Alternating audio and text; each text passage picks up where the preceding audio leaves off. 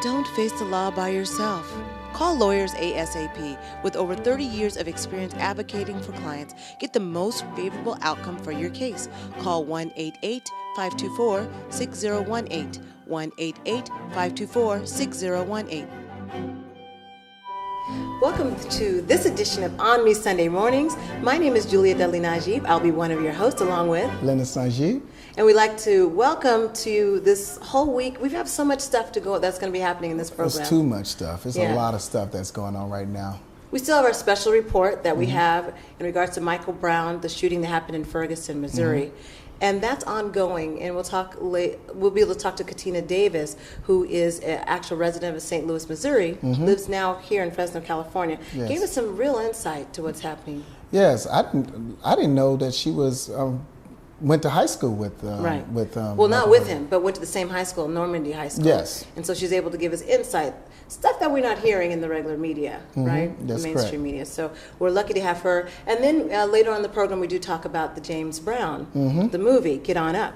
We have some insight. We finally saw the movie, so now we get to talk about it. Yes. Spoiler alert. So if you haven't seen the movie yet, shame on you, for one. Yes. Secondly, you can go in the other room when we're talking about it, but we really get down on that, like James Brown gets down. Get on up. And if you have your stories that you would like to submit to AMPTV, please go to our website at amptvnow.com or simply send us an email, media@amptvnow.com. For your events, if you want to get them on this program, we have a calendar of events that runs in between programming.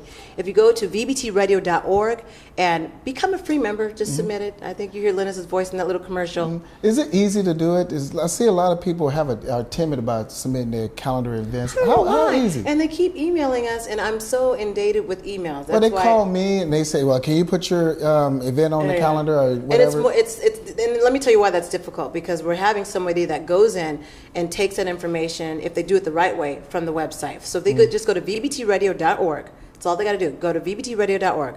Sign up via computer, because we noticed that with mobile, for some reason, signing up on the calendar is not as easy. But if they simply just go to the website, vbtradio.org, they can sign up, and it's that easy. It takes about 30 seconds. Oh, okay. 30 seconds to sign up, and it's free. So any event, any schedule, anything that's happened is free? Yes, it's free. So let us know what's going on. We want to be able to report on that and let people know what's happening. And submit your stories and events, because we can't be everywhere. That means whatever's happening in Lemoore, California, Tulare, Visalia, Madera, Central Valley. That's who we cover. So we want to let everybody know what's happening within the African American community. Okay. Because that's the part that seems to be missing. People are missing the boat on that. They think sending me an email that it's just going to get on the air, and it doesn't. They think sending me an email they can get on the air. Are they calling me at middle of the night? So, and speaking of which, we want to make sure people know, please submit it in advance. If it's just given to us a few days in advance, it's too late. By the time this program airs, it's already off to the station. So how much in advance? A month? At least 3 weeks. And the reason why is because we want to make sure there's a voiceover that's done for the calendar. It's submitted, and we put it in between the commercial breaks. So it's important we have that in advance. Okay. Yeah. So off to some of our stories, and I want to make sure we recognize our trailblazers. We're going to do that the following week, because this program is so jam-packed with information in regards to our special report with Michael Brown.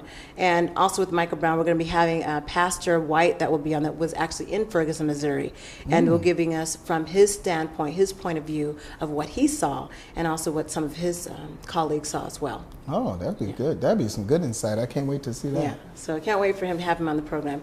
Cafe Aroma's back open, and that's where we always film at, here at Cafe Aroma. And so we hope that people come and enjoy some great coffee. Okay. And talking about some local news, we went to the Peace Rally. Eddie Wilson's daughter, Whitney, held this rally, and you were there. And I don't know if you want to say a few words about that, because this is from a local perspective.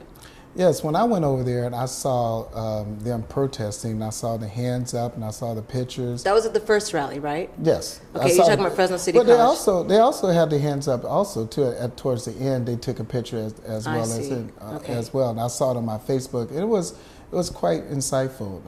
I saw some of the young men talking about their experience with police officers at that time. So we got to kind of talk about the issues that was concerning the Mike Brown situation. So in fact, we'll take a few well, we'll just show a few clips of that right now so that our viewers can watch what we saw at the first rally, the first peace rally that was done at Fresno City College, which is very interesting, and then the second rally that was done in the downtown Fresno area where the courthouse is right there, and also kind of next to the Martin Luther King statue. Ironic. It's kind of symbolic and ironic how that kind of came together.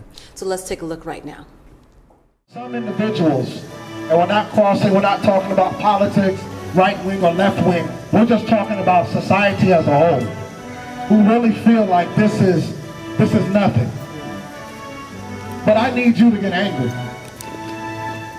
I need you to get angry because even though Michael Brown is not your son, as Pastor said it could be, I'm angry because we have a young man at our church who on the way over here told me on his first time starting at Edison this year as a 12th grader, if I could have someone or I can come and pick him up every single day after school.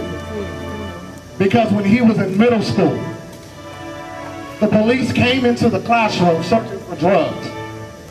And the first and only person they came to was him.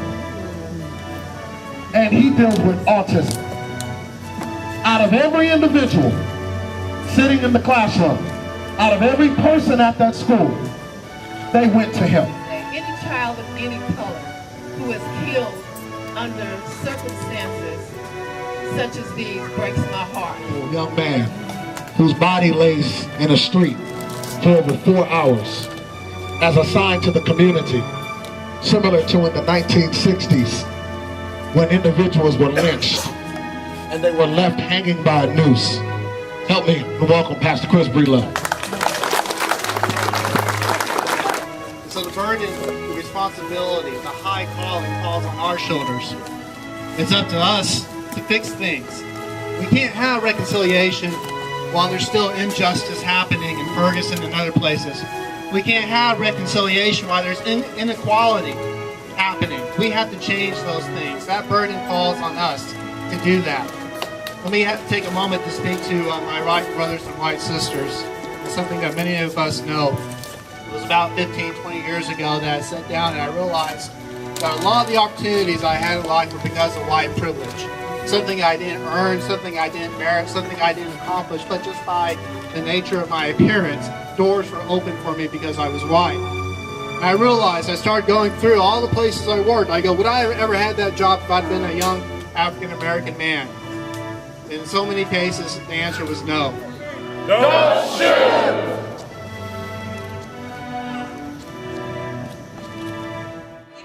Whitney, tell us the purpose of this event, what you hope to bring from this event, what you want people to know. The purpose of the rally is just to get our community to come together. The events that happen in Ferguson were devastating, and it's just about time that we have voices. We need to be heard. We can't just let our youth just get away from us like that. What's the next step? What do you want people to do as a step in a direction? Well, we want the community to come together for one, and it starts at home, raising our youth. We need to show the youth that there's better things to do than be out in the streets. There's sports, there's clubs, there's groups that they can be in, and most of it's free. So it all starts at home at how we raise our children, and teach them how to survive in this world. Tell us about the t-shirt. The t-shirt says don't shoot, and it symbolizes Mike's struggle. He wasn't doing anything, he had to stand up, and he was still killed. So it's basically a bold statement to say, I'm not doing anything, but that could have been any of us. The cops would shoot any of us. So basically it's just, don't shoot. August 9th, 2014, at 12:01 p.m., Gentle Giant Michael Brown's sacrifice empowers a movement. On August 1st is when he graduated from high school.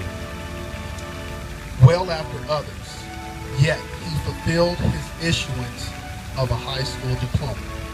If I leave this earth today, at least you know I care about others more than I cared about myself.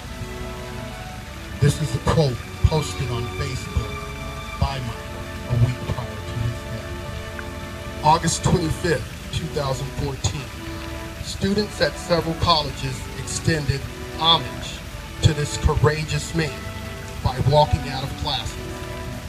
He was enrolled at Bedrock College and would have been starting courses himself on the day.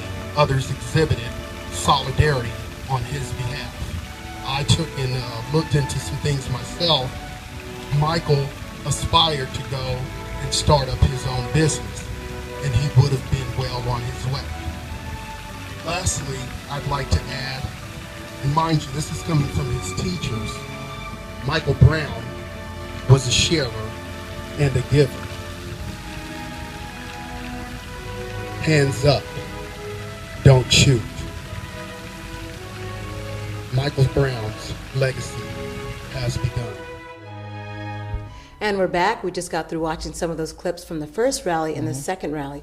And what intrigued me about the first rally were the comments that one of the ministers said, and he happened to be white, and he talked about white privilege. And he was very honest and just matter of fact about it.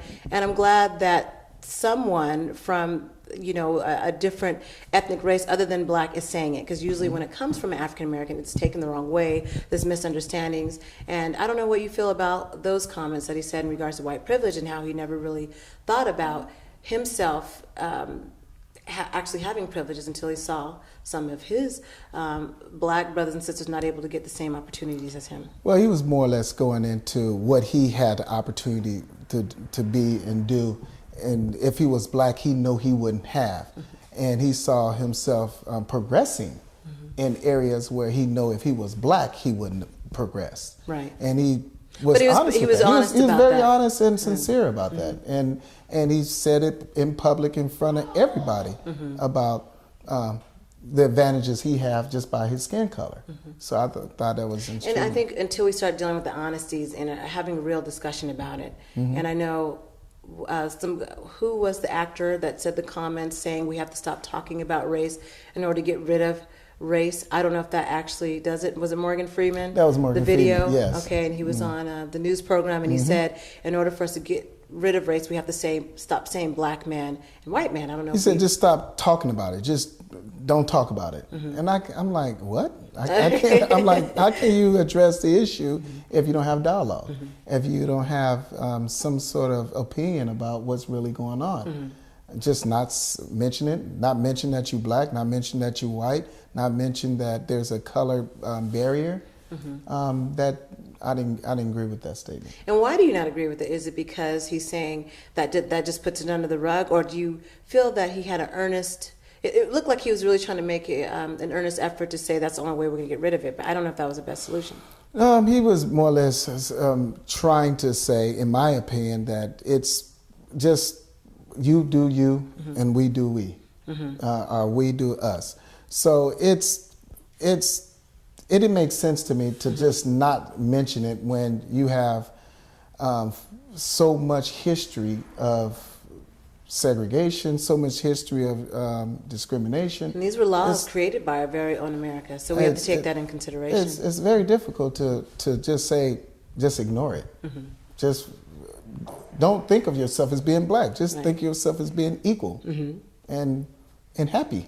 But that's the problem. I think that a lot of African Americans have tried to think of themselves as equal, but then we're reminded that we're not equal.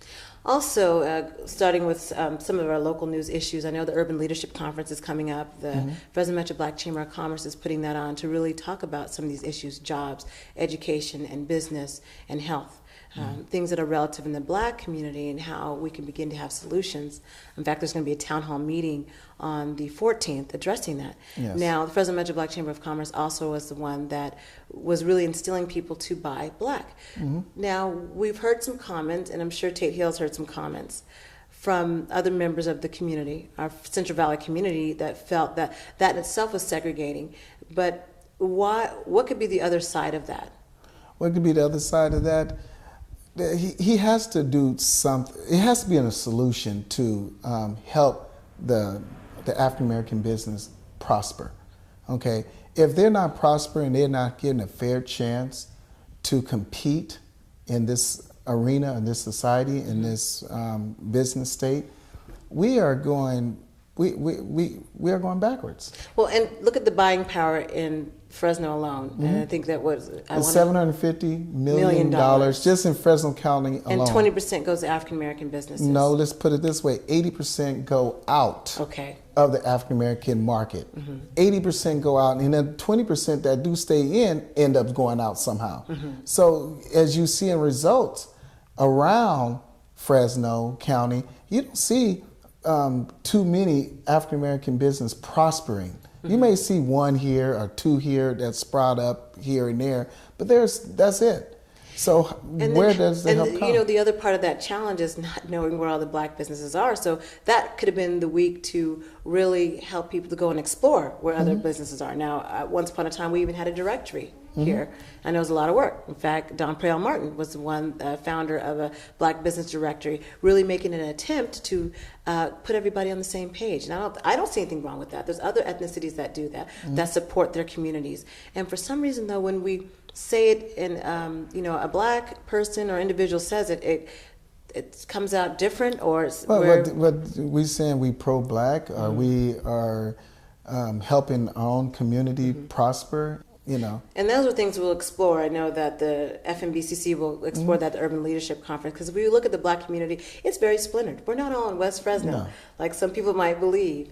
We don't live in West Fresno, and there's nothing wrong with that. But what I'm saying is we're so splintered, but there's a stereotype that we're all in one location. And I think if people begin to understand, have a cultural awareness of black businesses, the historical black businesses, and historically how African Americans have strived and had to really go up against hard knocks and opportunities that were not there for them, and then maybe won't be taken so, you know, where they won't feel like they are being reverse racism. I think that's but what about integration? I'm just going to go into that topic a little bit. Well, you have about 10 seconds on that comment, because we got to be able to go on. Okay, integration. Did you feel that helped us a little bit right now? I think that, you know, again, we look at the splintered communities, that is what the biggest issue is. Had the community still been able to support one another, instead of feeling that if I go outside the community, it's better, or had there been the same equal opportunities, same equal in education, you know, from the hand-me-down books that were served in the black schools.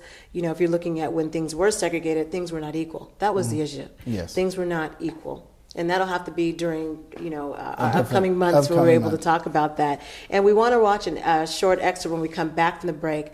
You'll see the South African Council General that was here, and he was able to give his insight. Yeah, thank you. Losing the word there for a minute. His insight on being able to have the South African students come to Fresno State. And so there was a big round table meeting. You had Dr. Lesney there. You had Tate Hill was there, the Fresno Metro Black Chamber, Oliver Baines, and other community leaders and educators wanting to see that happen. So that was something positive in our community that happened last month. So we want to be able to show, right when we come back from the break, they'll be able to see that, and it'll be like a little mini documentary, so you'll be able to see some insights on that. You're all watching ONME Sunday Mornings. Keep on watching. We'll be right back after the short break.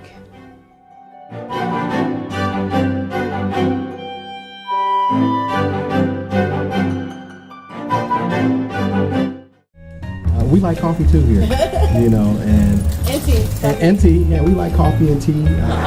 Well, Cafe Aroma is gonna thrive. You know, that we drink coffee in urban areas, right? The local coffee shop. Everyone doesn't want to go to the big brand coffee shop. Sometimes you really just want to be able to support a local business where you're going to know the people that are there. They're going to know you by name.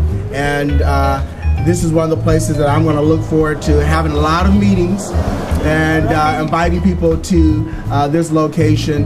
1, 2, 3. Cafe Aroma.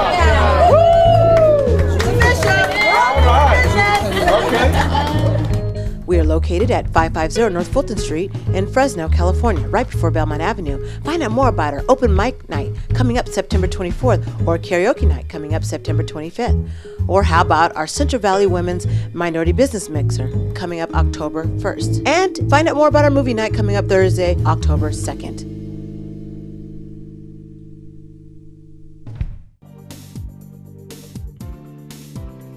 We're going to be talking about life insurance and how it affects the African American community. A lot of things are affected by not having life insurance. A lot of people are facing bankruptcy because of soaring healthcare bills that they couldn't afford to pay. But if they had life insurance and a proper plan, then a lot of these costs that are affecting people financially and creating those hardships can be avoided. You know, at least a funeral cost is $7,555, and if you do a car wash at $5 a car wash, then that's about 1,500 cars. That's a lot of cars. And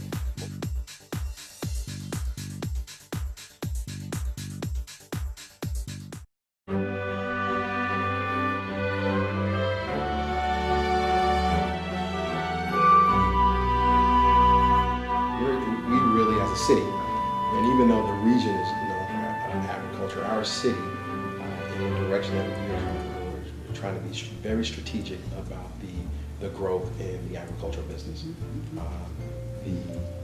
There's some technological growth with agribusiness that we realize we can capitalize on, especially around food processing.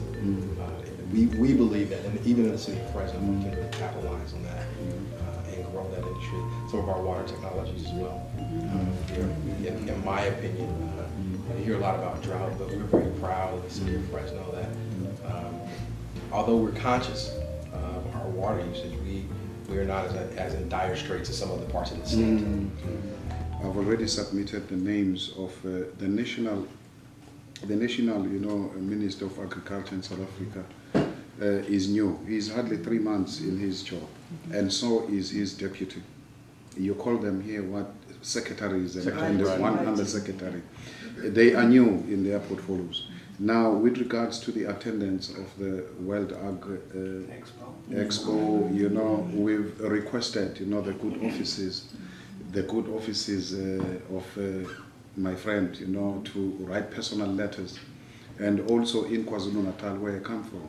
The provincial minister of agriculture is also new in his portfolio. That I've given him the names, and then he will also choose another province. And I don't know what your influence is with South African Airlines as far as a government body, but I know you've been speaking a little bit about joint fairs to bring people, South African Airlines, into our region, whether it be via JFK in New York, or if we can get something into San Francisco or LA. But if we can get an air program, especially on some peak travel times, like with the World Ag Expo, where we get promotional fares, where we can cross-market in both directions. If the fare is good both directions, we can get people into South Africa and we can get people out of South Africa. You talked about how the students, 1 million hours of volunteerism, but putting together a program that is looking at all of what the socioeconomic challenges are and creating that framework. And it appears that there is value, and I was hearing about invitations being made to look at that, as well as their Water Institute. Yes.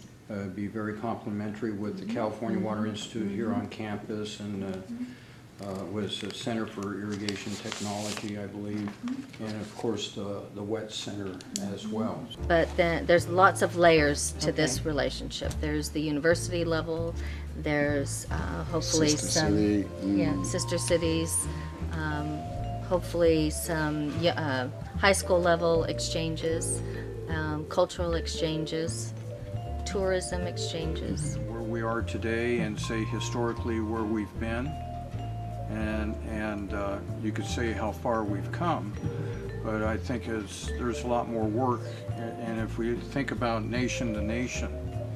So I'm not a diplomat, but I've had some experience traveling into other parts of the world, in particular Southern Africa as well as the Middle East. And along the way you meet individuals that have a desire, a very strong desire to see people of all persuasions being able to prosper.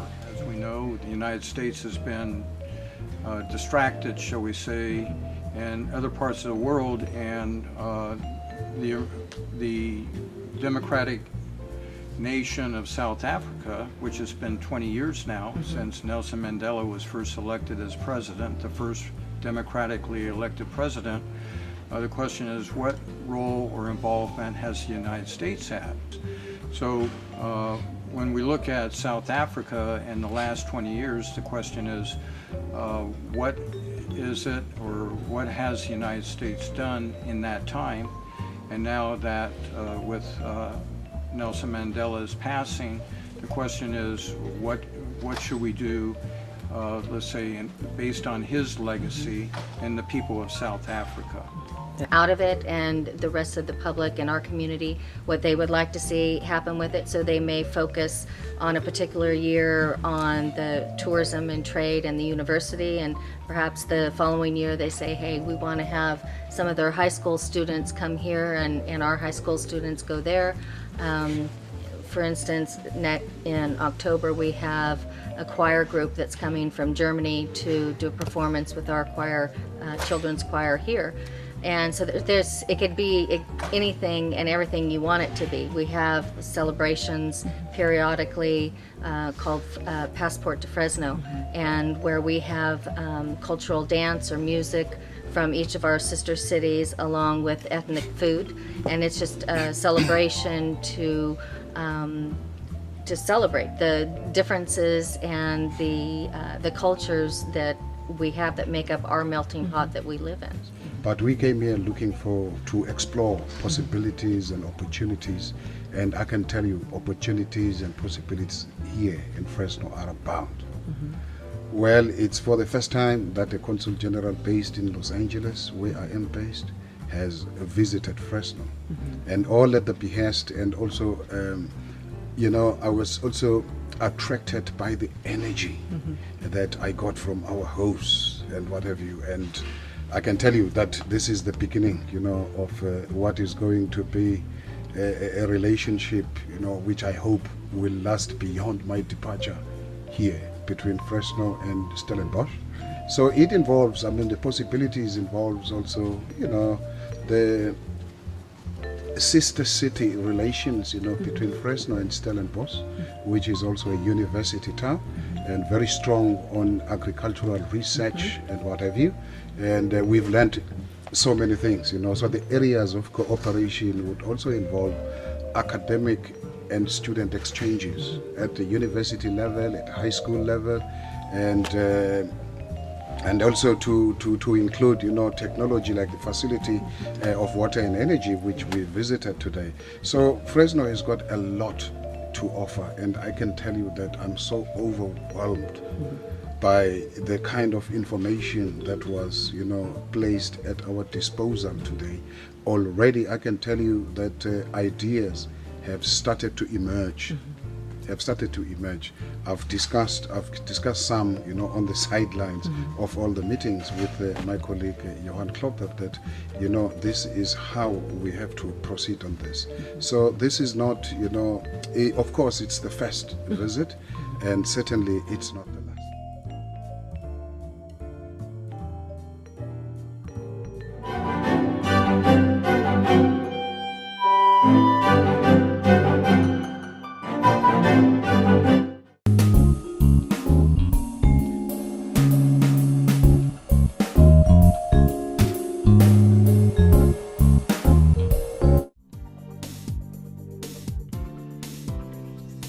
Talking about why do we need to have Cover California? Cover California was something that Obama signed. Most people don't understand. Cover California original name was Patient Protection Affordable Care Act, and it's basically making health care affordable for everybody so that nobody's turned down by pre-existing conditions. Is there a difference between Obamacare and Cover California? Well, Cover California is basically a state program. So if you was to go into the government health care and want to look for health plans, they're going to refer you to Cover California.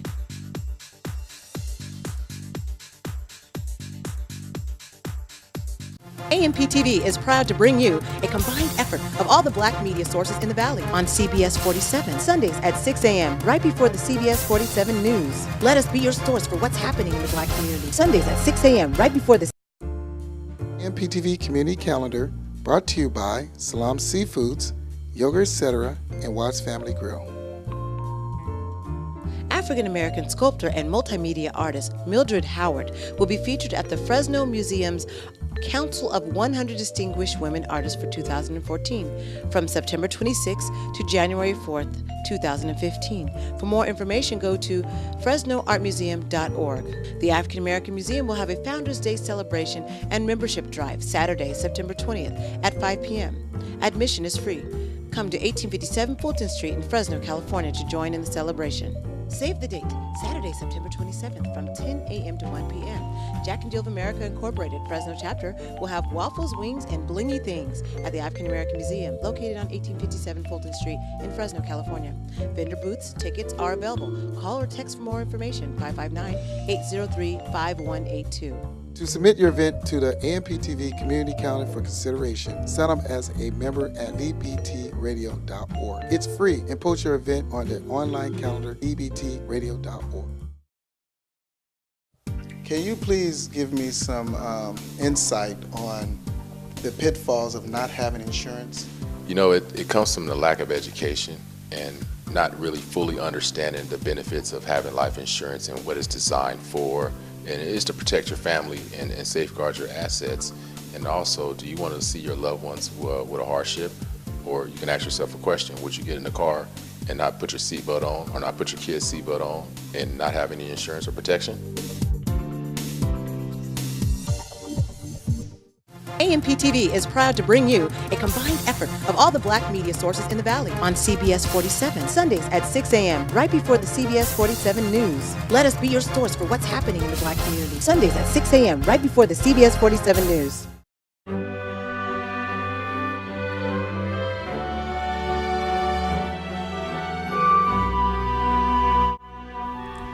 Welcome back to ONME Sunday Mornings, and we've been having our special report on Michael Brown, Part 2, and this has been a series that's helping us to really open up about a lot of our African American males throughout the nation that are experiencing the same thing, from the injustice is what's happening with the law enforcement, right? And also what's happening locally. And I know locally, Lennice, we both went to the Peace Rally, where we got to learn more about Michael Brown, and I'm sure you were shocked. Yes, I was shocked to see a lot of the people out there protesting and with their hands up as a symbol of what's going on nationwide. I noticed the same thing happened at Fresno City College with the protesting with the hands up, so it was a good protest. And we just went to the Peace Rally that was done by Whitney, who we interviewed and talked about, and they exposed more about Michael Brown's life.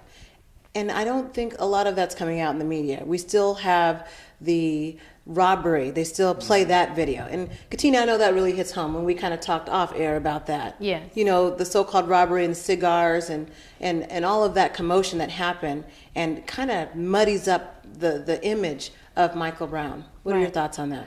I think that people they insist on seeing the negative. They don't want to really view the video and see what really happened with Mike Brown and his friend that were there, because if you really look at it, you don't know what was actually going on with Mike Brown and the person behind the counter. You don't hear what's being said. You don't know the type of relationship they had. You know, these people lived in the neighborhood. There were interactions with the people at the stores and places that they visited. Mike Brown's friend, he was not stealing. He actually picked up the cigars and put them back on the counter and walked out of the store peacefully. And we don't see, or how come that part isn't brought up, you think? You can see it.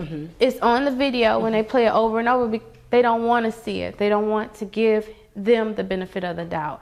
They would prefer to villainize him and to see the negative and make excuses for the officer's behavior and somehow justify it. But they deserve the benefit of the doubt too, because it's people who are not black who commit crimes, who assault officers, and they do not lose their lives over it. So they, people, or the people who criticize who Mike Brown was or what his actions were, do not want to see that maybe, just maybe, there was more to it than just that. And maybe they don't really know the circumstances. Just seeing it on video, you still, he did have an interaction with the store owner, but again, you don't know the relationship with people because they were in the community. And, you know, they just don't want to give him the benefit of the doubt, and he deserves the benefit of the doubt. And you say the community, you're from St. Louis, Missouri. Can you kind of give us again the proximity of how close Ferguson is to St. Louis, Missouri, for people that didn't watch part one? Ferguson is very close to the city of St. Louis. Is maybe a 15-20 minute drive away. You know, I myself grew up in the area. You know, when I was in junior high, I went to Ferguson Middle. I actually graduated from Normandy High School. So those communities are very close. If you get on Highway 170 or 70 going east, you will be down into the metropolitan St. Louis area. So it's close, it's just that it's considered St. Louis County.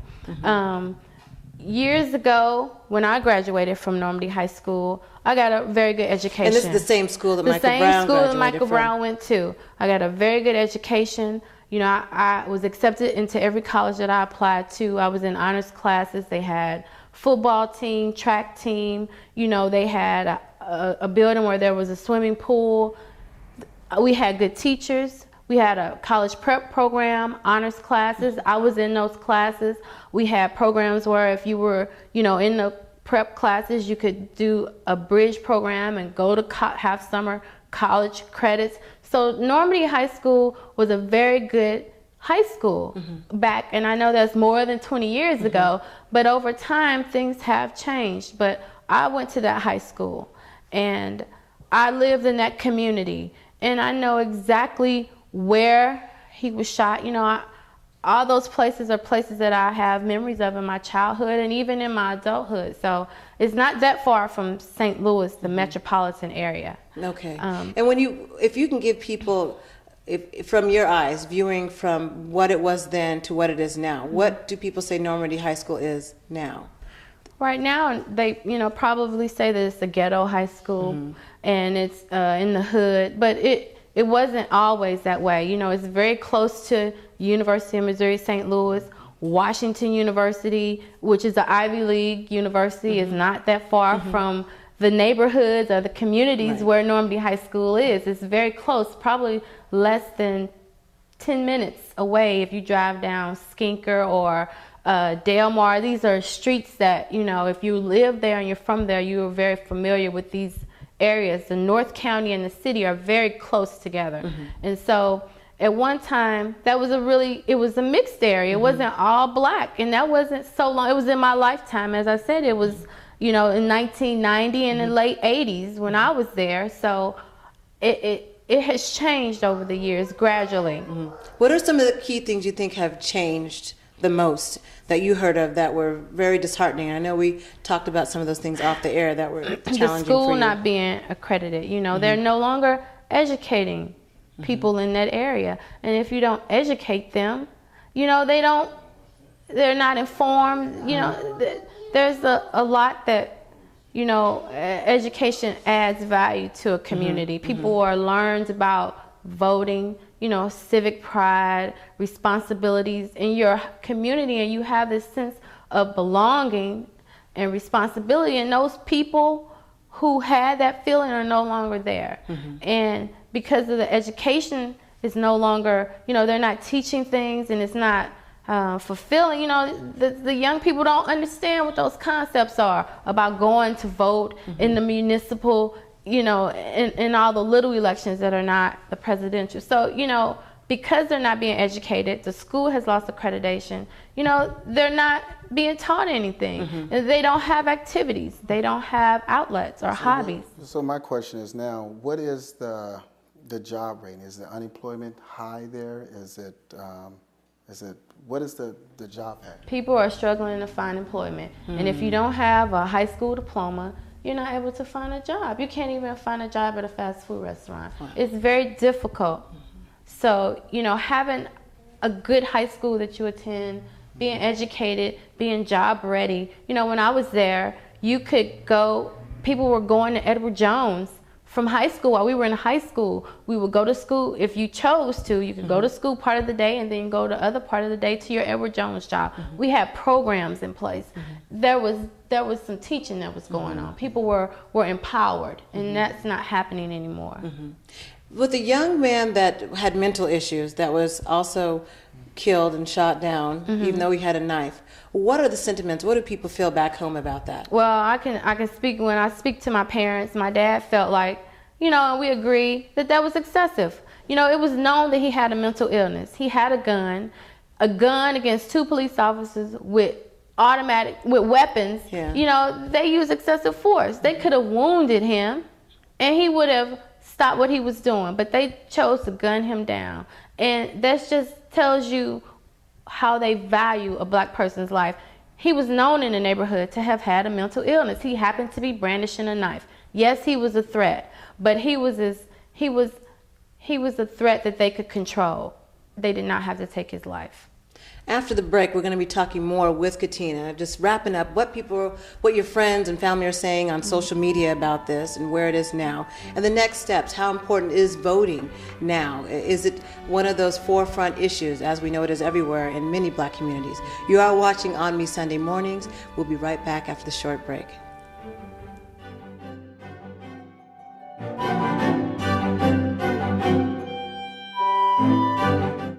AMPTV is proud to bring you a combined effort of all the black media sources in the Valley. Stay up or set your DVR for AMPTV programming on KC24 from 1 a.m. to 2:30 a.m. Let us be your source for what's happening in the black community. Saturday at 1 a.m. on KC24. AMPTV can now be watched on TV anytime through our Roku channel or on your computer online at amptvnow.com. Better yet, go mobile, live.amptvnow.com.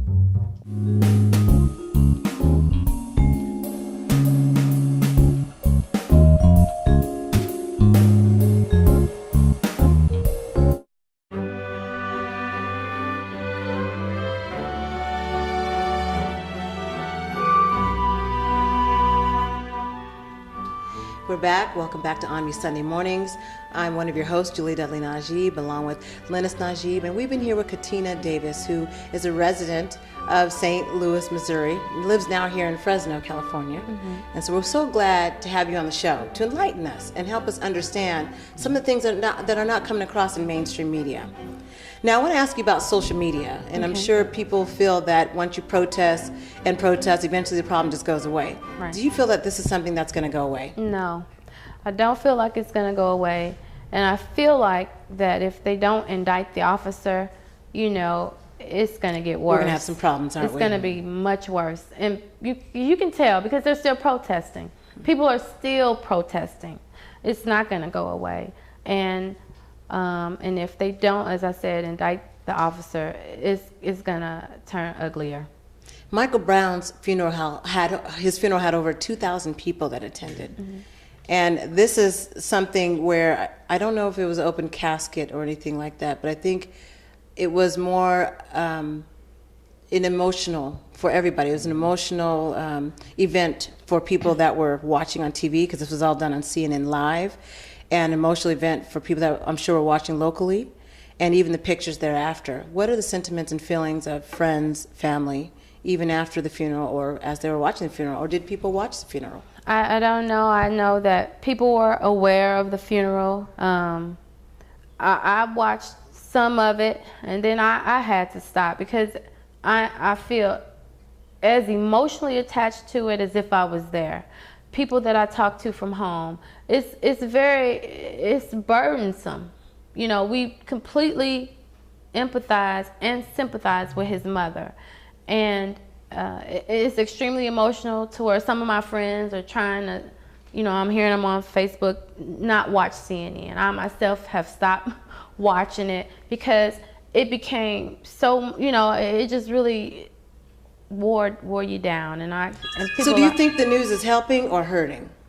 I think it's helping, but I think the enormity of the situation, you know, it's just, if you're from there and if you've grown up there, you feel a strong attachment to it emotionally. I have friends that I've graduated with who are in DC and in Atlanta, and a lot of them have gone back home this past weekend and gotten together and probably have gone back to the neighborhood. You know, it really tugs at us. So I don't think the media is making it worse, because I think it's important that they really discover what's happening there, and they can really see for themselves, other than, you know, assuming that they're just running around like animals. You can really see what's happening in the dynamics of the situation. So I think they're doing a really good job, and I think it's important for the world to see it, because I think it's educating other people as well. I know that there's a pastor that we're going to be having on this program that went back there and found that his colleagues that were there during the key protests, that they felt that it was the police that were inciting some of the violence that was happening. Not that they were causing the violence, but because of, you know, you have the big machine guns, and then you have the big artillery. They instigated it. Right. Yes. And so those instigations, those are real. That's real. That is real, because as you see, you know, if you walk in peacefully protesting and somebody points a gun at you and they have tear gas, I mean, it's an act of aggression. A natural person will feel aggressive when someone is being aggressive toward them. That's only a natural human instinct. And so yes, they don't have the skill set, it appears, to handle a situation like that. And so it is insightful. It does cause rage and frustration, because as if you don't have a right to express yourself in this country as a citizen. As a black person, you're supposed to submit. You don't have any rights. You can't be considered for your feelings or how you know what's happening in your life. And that is what this stands for when you see them with guns and bulletproof vests and tear gas. So yes, they are really causing the rage and the frustration that you see out there. And going on with the rage, and we're talking about frustration and fear, and I know I see a lot of fear in the social media comments that are out there. People are getting guns. Yes. You know, people think that there are going to be race wars. You know, I have relatives that are in interracial relationships, and they have gone out and gotten shotguns because they think that there is going to be a race war, and they want to protect their family because they're in this interracial relationship. The people are afraid. Some people are afraid depending on where you live, because they see all these angry black people and they just feel fear. You know, they have a lack of understanding about another person's situation, because they can't imagine what life is like for a black person. They only live their life as white people and the way the world is for a white person. They have not taken the time to put themselves in somebody else's shoes and maybe consider that there's a valid reason for being upset. But instead they're fearful, which is ignorance, and you know, they want to retaliate. First thing you want to do is get a gun. You know, and so yes, some people think it's going to be a race war, but I doubt it. Nobody wants a race war. I think they just want to be valued and have the same rights as any other criminal or person that gets in a situation, not to have your life taken from you, and that's valid. So. Some people say the next step, or should have been the first step, to avoid a lot of this has to do with the black community there, and just the black community in general, getting involved in voting, be a part of that process. Where do you think the mindset of people are now as far as I think they are now. I think unfortunately this tragedy has educated some people, has opened their eyes and given them something to think about, and given them a reason to participate in their community and find purpose. Because before then, you just had a bunch, you know, of people who were oppressed, who maybe had no purpose, who didn't know what to do. But when they saw that young man lying in the street, it struck a nerve. And a lot of people are thinking and growing and coming to realize that they have to participate in their community if they want a result. You know, a lot of people haven't been voting, they don't consider that they have responsibilities in there. But now I think that's going to change. I don't think that they'll ever be the same again.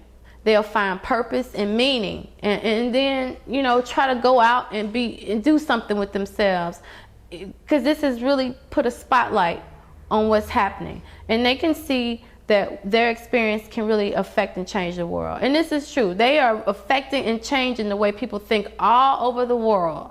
And that's important. And I think it's very sad that Michael Brown died, but his death will have meaning. Something better will come out of it. It's painful and it's emotional, but it's a change for the better. Because now they will participate and become a part of the community and find purpose and meaning and try to do something better for themselves. And I think, to me, I think that's important. I'm glad you ended it on a positive note, right? So, Katina, we'd like to thank you for coming on our program again and helping us to bring us insight and understanding. And I'm hoping that it'll be more of a progressive understanding and a progressive route that we go, not the race war route. I'm hoping that we go the other route, getting people to vote, getting people to understand, and having a cultural awareness. I think that's lacking as well, you know. And so that's disturbing to me. And I'm hoping that we start to look at that next part. And we will be exploring that when we talk to the pastor, and a few of the other speakers we'll be talking to in the next program. So thank you for helping us. Thank you very much. Thank you for inviting me. You are watching ONME Sunday Mornings. After the break, we're going to come back with our comments in regards to the James Brown movie, Get On Up. And myself and Lennice certainly have some comments, so you want to stay tuned for that. We'll be right back.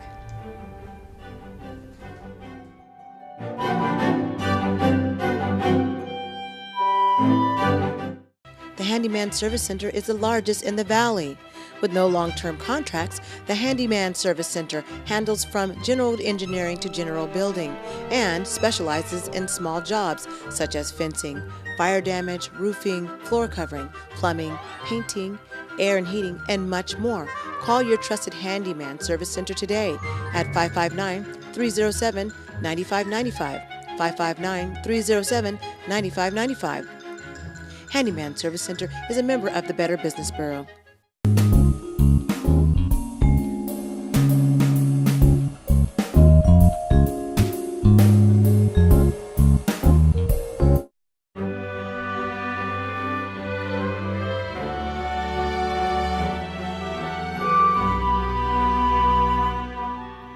Welcome back to ONME Sunday Mornings. My name is Julia Deli Najib. I'm one of your hosts along with Lennice Najib. And it was such a breath of fresh air, wasn't it, to have Katina explaining to us what's really happening in Missouri and being able to have someone from there to give us insight versus what we keep hearing in the news. Yes. I hear a lot of different things from a lot of people's perspective, and it's good to hear someone from the local. Or at least not have all those comments on the internet that were, yes. It was very discouraging. Yes. Like I said, I saw a couple of protests, and everybody have their speculations of what's going on, but we don't know really what's going on. We want to remind people that starting September 14th on Sundays, ONME Sunday Mornings can be heard from 8 p.m. to 9 p.m. On the new 1680 a.m. We remind people that this is conservative radio, and that is okay with us, as it is okay with them, because they're still open to being able to share other points of view. So how do you feel about that? So we will have TV and radio? And radio. So wow. The first hour you have ONME Sunday Morning. So people can actually listen to ONME Sunday Mornings. If you miss the program in the wee hours of the morning, as we tell people that we know you miss this program. Some people have told us they fall asleep. Some people don't know what a DVR is, and that's okay. We're okay about that. So they can listen to it on radio. And they can listen to it online. Tune in. The TuneIn app is free. TuneIn.com. You can download that to your mobile phone, and you can download that to your mobile device, whatever it takes. Now, what kind of programming is going to be on there? Well, after ONME Sunday Mornings, the rebroadcast, they have Valley Black Talk Radio. And Valley Black Talk Radio, myself, Jewel Riversmith, Mel Sanders, we do hit on some topics, and we do expect people, we know we're going to get people calling in. Let's just say that. Okay. These are going to be those news, local issues, and also national issues, just like we hit here on ONME Sunday Mornings, except for you have 3 more hours to talk about it. Oh, wow. So from 9 p.m. to 12 a.m., Valley Black Talk Radio will be able to hit those local and national topics. Will there be just some like music? We did. Is some music on there? Yes, so on Mel's segment from 10 p.m. to 12 a.m., he'll be playing some gospel music in between, and maybe that'll calm things down, right?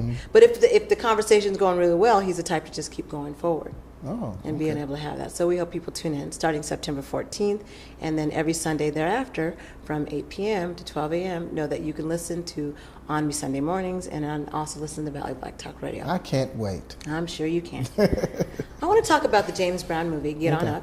And the director, Tate Taylor, is the same director that did The Help. And there was a lot of criticism even with that movie, The Help. And it was split because, again, you had interesting color barrier where it was split by races, where black people felt that it was idolizing people that help black folks. We've had that conversation before about the servants and some of the all of the stuff that came up when that movie came out. It had its sense of fire. So now we have the same thing with Get On Up with James Brown. Yes. This was a movie that was originally supposed to be directed by Spike Lee, as we know, and Yes. Spike Lee was promised this role. But what you gave us some insight about this movie, that it was given some consultation. Yeah, it was a consultation with Al Sharpton. Which is a good friend of James Brown. Which is a good friend of James Brown. As you notice, you can tell by the hair, both of them have similar hairstyles. Is that right? So everybody always comment on Al Sharpton's hairstyle. So, but going into it, watching the movie itself, going into the inner piece of the movie, him commenting and stopping the film and commenting about it to the audience, I didn't think. So you think the strategy, It lost its flavor with me with that. I didn't go into, they didn't mention that he had 3 wives. They didn't mention his 9 children. They didn't mention his love for black people as he expressed in the song and as he demonstrated in businesses, one is which he worked with the California Advocate. He would fly all the way down here because this was the only print press and actually do business with a black-owned business. A lot of that was not communicated effectively in that movie. So you had a fan that helped produce this movie, Mick Jagger, and then you also had Brian Grazer, who was a fan. So they were the producers on the movie and had a real passion for it. Now the character played by Chadwick Boseman, who also played 42, he was really well, and I think that helped keep the movie going for me. He had the character down key. I mean, he had it perfect, right? Well, Spike Lee originally wanted to do it. In fact, he had one of the actors, Wesley Snipes, was going to play the main role of. He would have been a good actor too. Yeah, James Brown. But the director that they found, he invested $2 million of his own money, and it was a 12-year project that they put that together to finally come about. And eventually, they let Spike Lee go for reasons unknown. But for The Godfather Soul to be represented through a white director, white writer, and white all the way around up until the actors came aboard, which is 2 weeks before, I don't think it gives him justice for his legacy. So you're going to have to explain that after the break, because some audience members would listen to what you just said and said, wow, that would be an uncolorful comment to say. Some people take offense to that. So I want you to explain that after the break, what you mean by the white perspective, and having an explanation behind that. And you are watching ONME Sunday Mornings, and we'll be right back after this short break. We are going to be having our part 2 discussion about James Brown movie, Get On Up.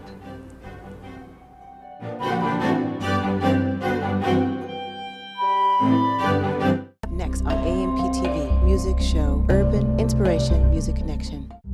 AMPTV is proud to bring you a combined effort of all the black media sources in the Valley on CBS 47, Sundays at 6 a.m., right before the CBS 47 news. Let us be your source for what's happening in the black community. Sundays at 6 a.m., right before the CBS 47 news.